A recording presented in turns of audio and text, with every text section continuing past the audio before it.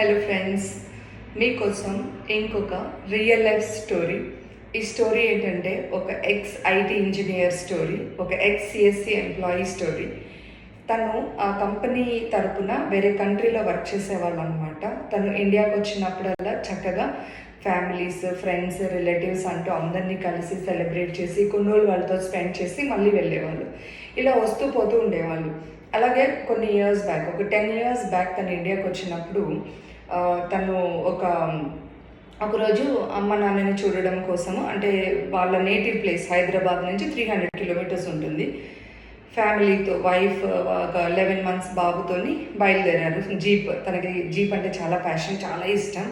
So ఆ jeep వేసుకొని వాళ్ళు బయలుదేరారు అనమాట. సో వైల్ దేవర్ గోయింగ్ హోమ్, నేటివ్ ప్లేస్కి వెళ్తున్నప్పుడు మార్నింగ్ 5 AM, అంటే ఇంకొక 1 hourలో ఇల్లు రీచ్ అవుతాము అనగా తనకి బాగా నిద్ర వచ్చేసింది. సో ఒక్క క్షణం అండి, నిద్ర జస్ట్ కన్ను మూసిలా తెరిసేసరికి తను ఆ కారు పల్టీలు కొట్టేసి ఫార్మ్స్లలో ఉన్న ఒక చెట్టు గుద్దుకొని బండి అక్కడ ఉండిపోయింది. అండ్ ఆ కారులో నుంచి ఆ బాబు ఎవరైతే ఉన్నారో 11 months బాబు రోడ్డు మీదే పడిపోయాడు. కొంచెం సేపు తర్వాత అటే వెళ్తున్న ఒక సైకిల్ మీద వెళ్తున్న ఒక ఫార్మర్కి చిన్నపిల్లడి ఏడుపు వినిపించి సైకిల్ అక్కడ పెట్టేసి రోడ్డు క్రాస్ చేసి వచ్చి చూసేసరికి ఒక months బేబీ అక్కడ రోడ్డు మీద కూర్చొని ఏడుస్తున్నాడు అనమాట. ఈ టైంలో ఇక్కడ ఈ బాబు ఏంటని చెప్పేసి తనకు అర్థం కాలేదు. తన దగ్గర ఉన్న టార్చ్ లైట్ వేసి చూశాడంట. చూస్తే ఫామ్లలో చెట్టు గుద్దుకొని కారు ఉంది. వెంటనే తెలిసిన వాళ్ళందరినీ పిలుచుకొని వచ్చేసి వాళ్ళని రెస్క్యూ చేయడం కోసము చూస్తే ఆమె కాన్షియస్ లేదు. అండ్ తనకు కూడా కంప్లీట్గా అండ్ స్టక్ అయిపోయాడు స్టీరింగ్కి సీట్కి మధ్యలో. ఆ టైంలో పాపం వాళ్ళ కార్లో నుంచి పుల్ చేసేటప్పుడు ఏం తగిలిందో ఏమో, రాడ్ తగిలినట్లుంది. తన బ్యాక్ బోన్ కట్ అయిపోయింది, నర్వ్స్ కట్ అయిపోయినాయి అనమాట. సో తనని హాస్పిటలైజ్డ్, ఆల్మోస్ట్ కోమాలో ఉన్నారు కొన్ని మంత్స్. తర్వాత కొన్ని రోజుల తర్వాత ఇద్దరు డిశ్చార్జ్ అయ్యారు, ఇంటికి వచ్చారు. రిజల్ట్ ఏంటంటే కంప్లీట్గా బాడీ ప్యారలైజ్ అయిపోయింది అనమాట. తన బాడీలో ఏ పార్ట్ పనిచేయదు, నిల్చోలేరు, ఎక్కువసేపు కూర్చోలేరు, పైకి లేవలేరు, సపోర్ట్ లేనిది ఏమీ చేయలేరు.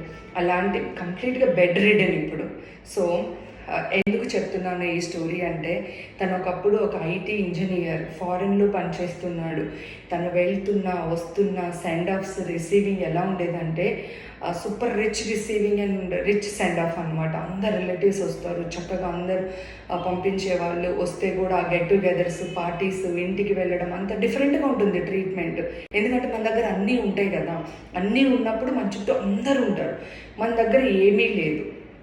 ఇప్పుడు ఎందుకు పనికి రాము అని తెలిసినప్పుడు మన వాళ్ళు కూడా మన దగ్గర ఉండరండి. ఆ రిలేటివ్స్ ఎట్ వెళ్ళిపోతారో తెలియదు, బ్లడ్ రిలేషన్స్ ఏమైపోతారో తెలియదు, ఎవరు కనిపించరు. ఏం కనిపిస్తుంది అప్పుడు? ఓన్లీ మనం కావాలనుకున్న మన వాళ్ళు మాత్రమే ఉంటారు. అండ్ ఈ జర్నీలో మన ఫ్రెండ్స్ ఉంటారు మనతోని.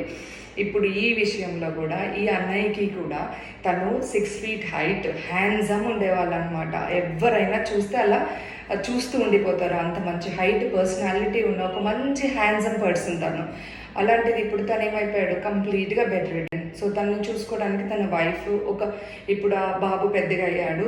ఎన్ని కష్టాలు పడ్డాడు మేము చూసాము, విన్నామన్నమాట. తనకి ట్రీట్మెంట్ కోసము వాళ్ళ పేరెంట్స్ వాళ్ళు సేవ్ చేసిన crores of money, తను ఎర్న్ చేసిన మనీ మొత్తం ఇన్వెస్ట్ చేసినా కూడా తనకి ట్రీట్మెంట్ ఇప్పించిన ఎన్ని స్టేట్స్ తిరిగినా కూడా రికవరీ లేదు. ఎందుకంటే అది కంప్లీట్గా ప్యారలైజ్ అయిపోయింది బాడీ.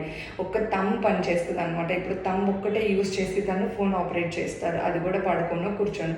తనకై తను లేవలేరు. సో ఫ్రెండ్స్ అందరు కలిసి ఒక మిషన్ని కొని తనకి గిఫ్ట్గా ఇచ్చారు. ఆ మిషన్ ఎందుకంటే నార్మల్గా తను 6 feet ఉండడం వలన తనని లిఫ్ట్ చేయాలి, తన బాడీలో ఏమి ఉండదు. సో వెయిట్ అని తనకై తను ఏమీ సపోర్ట్ చేయలేరు. మినిమం 4-5 members కావాలి తనని లేపి కూర్చోబెట్టి పడుకోబెట్టాలంటే. దానికోసం ఒక మిషన్ కొని తనకి ఇచ్చారనమాట. సో ఆ మిషన్ హెల్ప్తో ఆ మిషనే తనకి కూర్చోబెడుతుంది, పడుకోబెడుతుంది.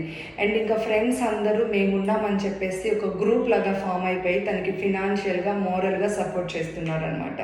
సో ఏం చెప్పాలనుకుంటున్నాను అంటే, లక్ష్మీదేవి అండి, ఆ మనీ మన దగ్గర ఉన్నప్పుడు దాన్ని మీరు గౌరవించి దాచుకోకపోతే రేపు అది మన దగ్గర వెళ్ళిపోతుందండి, ఉండదు మన దగ్గర. సో ఎవ్వరు రారండి. అన్నీ ఉన్నప్పుడు ఉన్న వాళ్ళు ఎవరు మీకు కనిపించరు. ఓకే, సో దయచేసి మీరు మీ ఫ్యామిలీ కోసము, మీ కోసము, మీ అనుకున్న మీ ఫ్రెండ్స్ కోసము బ్రతకడం నేర్చుకోండి. హ్యుమానిటీ ఉండాలండి. మానవత్వం లేని ఈ జన్మ ఉన్నా ఒకటే, లేకున్నా ఒకటే. మనుషుల్లాగా ఉందాము. అందరినీ మన అనుకున్న వాళ్ళని మనం హ్యుమానిటీతో చూస్తే రేపు మనకి ఇలాంటి సిచ్యువేషన్స్ వచ్చినప్పుడు మన వాళ్ళు నిజమైన వాళ్ళు మనతో ఉంటారండి.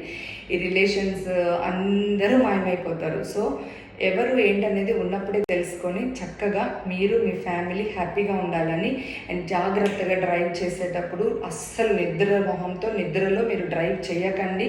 మ్యాక్సిమం డే డ్రైవింగ్ పెట్టుకోండి. డేలో జర్నీ చేస్తే సేఫ్ జర్నీ అండ్ సేఫ్గా డ్రైవ్ చేయండి. పిల్లలతో ఉన్నప్పుడు, ఫ్యామిలీతో ఉన్నప్పుడు. ఇంకొకటి, డ్రైవ్ చేసేటప్పుడు పక్కన కూర్చున్న వాళ్ళు ఊరికే పోక్ చేయకండి డ్రైవ్ చేసే వాళ్ళని. అది ఇంకా డిస్టర్బింగ్ థింగ్ అనమాట. అసలు ఫైట్లు, వార్లన్నీ ఇంట్లో పెట్టుకోండి, కార్లో అస్సలు పెట్టుకోవద్దు. ఇలాంటివి జరిగినప్పుడు కూడా యాక్సిడెంట్స్ అవుతాయి. Save your self and save others. Thank you so much.